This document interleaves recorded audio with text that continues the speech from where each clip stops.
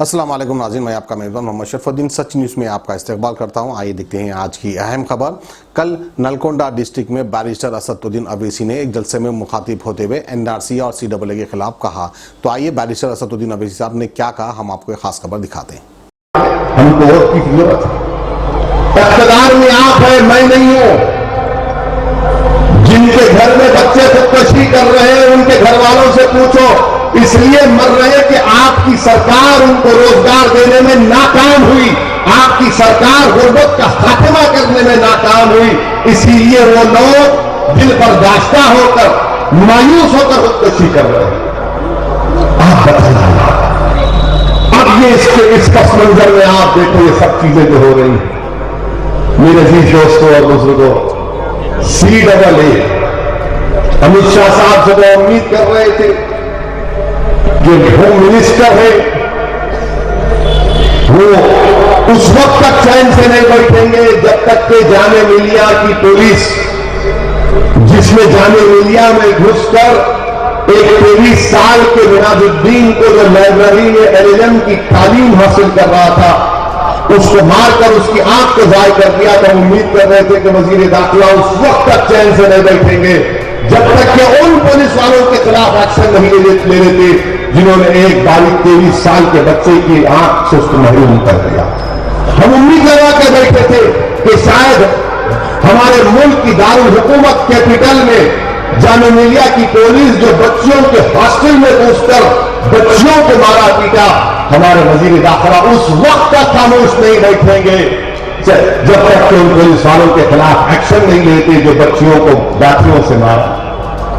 ہم امید کر رہے تھے کہ وطن کے ہوم منسٹر جامعہ ملیہ کی مسجد میں جو لوگ نماز مغرب ادا کر رہے تھے سب کھڑی ہو گئی تھی، اندر گھس کر ان نمازیوں کو مارا اور پیٹا اور مسجد کی بے حرمتی کی کہ چلو دلی میں ہوا تو کم سے کم وزیر داخلہ اس وقت تک خاموش نہیں بیٹھیں گے جب تک کہ جن پولیس والوں نے مسجد کے تقدس کو پامال کیا ان کے خلاف ایکشن لیں گے۔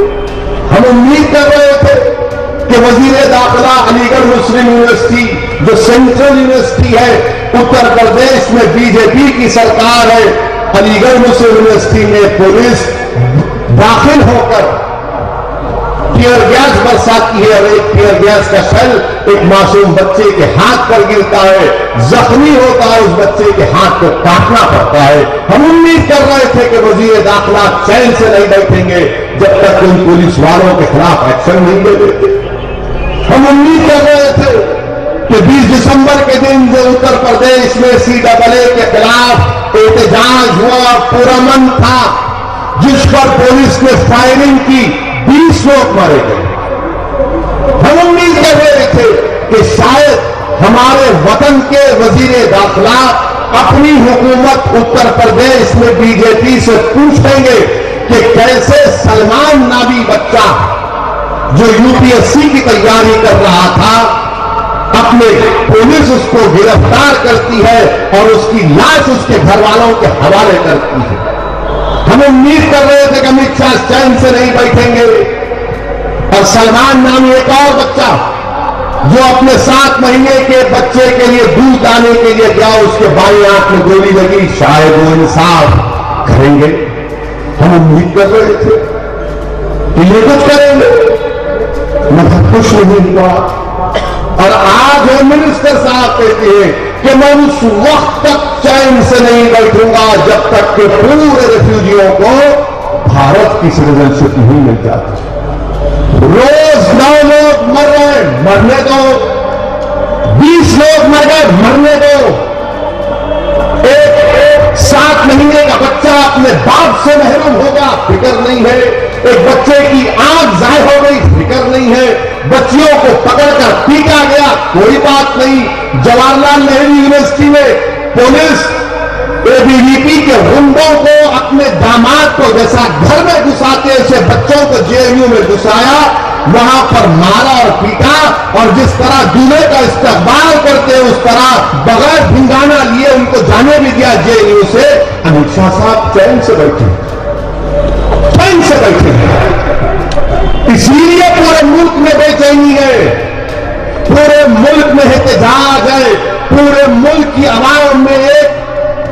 तकलीफ का इजहार हो रहा है और ये एहतजाज बढ़ेगा, ये एहतजाज खत्म नहीं होगा। हाँ, अगर बीजेपी ये समझती है कि ताकत के बलबूते के ऊपर किसी को कुचल देंगे, गोलियां चला देंगे, लाठीचार्ज कर देंगे, टीयर गैस बरसा देंगे, झूठे केसों में जेल को भिजवा देंगे, आप सब चीज कर सकते हैं, मगर आप सुन लो इस बात को कि हम ये सब चीज उसका सामना करने के लिए तैयार है, क्योंकि CAA की लड़ाई, NPR की लड़ाई, NRC की लड़ाई मेरी जिंदगी की लड़ाई नहीं है, मुल्क के मुस्तकबिल की लड़ाई है। अगर हमको मरना पड़ा तो मरेंगे, सुनो वजीर आजम। अगर हमको आपके जुल्म का शिकार होना पड़ा तो होंगे इंशाअल्लाह ताला। अगर हमारी मौत आपके बंदूक की गोली पर लिखी है तो मेरा मुकद्दर है, तुम्हारा जुल्म नहीं, वो मेरा मुकद्दर होगा और मैं जामे शहादत को फख्र के साथ पी लूंगा, मगर मुल्क पर आंच आने नहीं देंगे। ये लड़ाई मुल्क की लड़ाई है, ये लड़ाई भारत के मुस्तकबिल की लड़ाई है, ये लड़ाई भारत के उन अजीम मुजाहिदीन आजादी, चाहे गांधी हो, अंबेडकर हो, नेहरू हो, राजेंद्र प्रसाद हो, मौलाना अबुल कलाम आजाद हो, जौहर परात हो, सुभाष चंद्र बोस हो, भगत सिंह हो, चंद्रशेखर आजाद हो, अल्लामा फजल खैराबादी हो, रेशमी रुमाल के मुजाहिदीन हो, जिन्होंने माल्टा की जेलों में अपनी जानों को कुर्बान कर दिया, उनके ख्वाबों को इंशाअल्लाह ताला हम कितना चूर होने नहीं देंगे, नहीं देंगे, नहीं देंगे। ये हमारी लड़ाई है।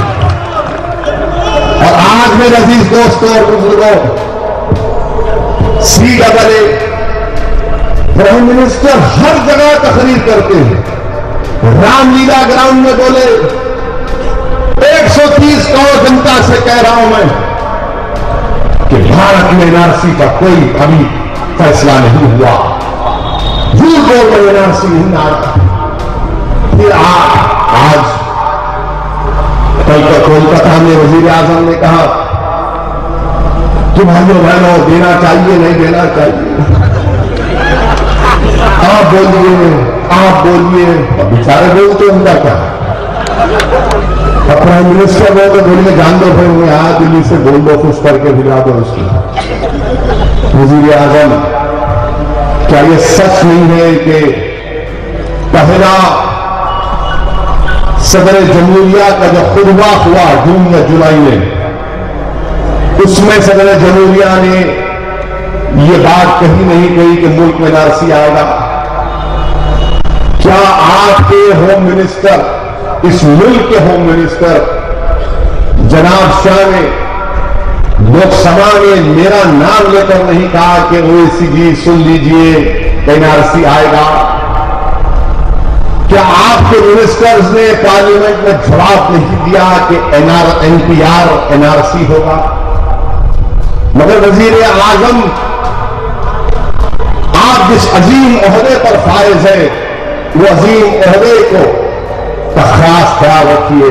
वो जेब नहीं देता कि आपको, भारत की जनता को आप झूठ कहें। आप जानते हैं कि हम आपकी तरह पढ़े लिखे नहीं है, और थोड़े पढ़े लिखे, थोड़ा आप मुख्तल पढ़े, न पढ़े लिखे। और वजीर आजम और उनकी कैबिनेट पूरी देश को, पूरी जनता को गुमराह कर रही है। जर्मनटन हॉस्पिटल ऑर्थोपेडिक से मुताल्लिक हर मरीज यहाँ शिफायाब। इनाम याफ्ता doctor Mir Jawad jar Khan, senior orthopaedic surgeon, advance operation theatre, ICU, digital x ray, laboratory, physiotherapy, pharmacy, sharing और प्राइवेट रूम्स, लेडी डॉक्टर्स और डॉक्टर अर्जुमन सुल्ताना गैनाकोलॉजिस्ट की खिदमात हासिल। वाजिबी फीस और मुकम्मल सहूलियात से हजारों मुतमईन। एम्बुलेंस से आरास्ता Germanton orthopaedic hospital, pillar number 150, Attapur, Hyderabad.